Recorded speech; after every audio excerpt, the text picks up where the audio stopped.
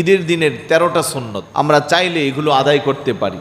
1 নম্বর, ঈদের দিন খুব প্রত্যুষে ঘুম থেকে জাগ্রত হব। 2 নম্বর, মিসওয়াক করব। 3 নম্বর, গোসল করব। 4 নম্বর, শরীয়ত সম্মতভাবে সাজসজ্জা করব। 5 নম্বর, যার যার অবস্থান প্রেক্ষিতে ভালো পোশাক পরিধান করব।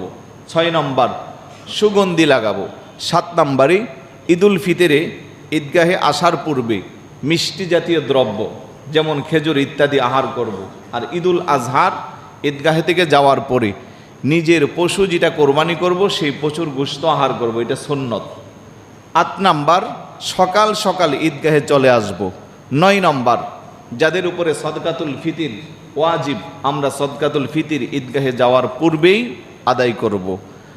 10 নম্বর, ঈদগাহে যাওয়ার সময় এক রাস্তা দিয়ে যাব, আসার সময় সম্ভব হলে আরেক রাস্তা দিয়ে আসব। 11 নম্বর, পায়ে হেঁটে আমরা ঈদগাহে যাব।